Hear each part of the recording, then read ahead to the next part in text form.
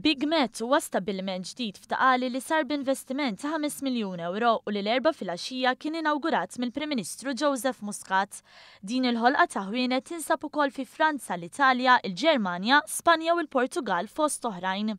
Attard Brothers Group of Companies, kumpanija li la tistupplixxi materjal għal kostruzzjoni għal diversi snin, kienet il-kumpanija lokali li ħadmet biex Big Met tasal f'pajjiżna wkoll. Id-direttur maniġerjali Karl Attard sostna ma' One News li l-ekonomija tajba ta' pajjiżna attirat mal-ewwel l-investituri barranin. Il-fatt li l-kumpaniji barranin l-lum il-ġurnata jħassu Malta bħala pajjiż li qiegħed javvanza l-qudiem u l-ekonomija mixja l-qudiem kien hemm interess kbir.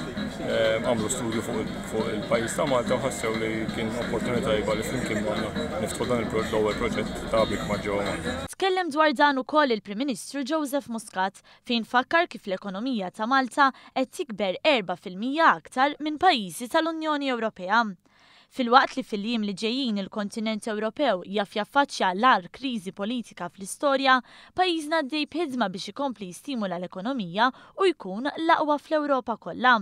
Il-Prim Ministru qal li jinsab gburi li dan l-investiment ma sabx burokrazija żejda li se tettelfitu milli jiġi Malta. Spjega kif bħalissa l-Gvern jinsab impenjat biex proġetti bħal dawn idumu mill-inqas ħin biex jitwettqu.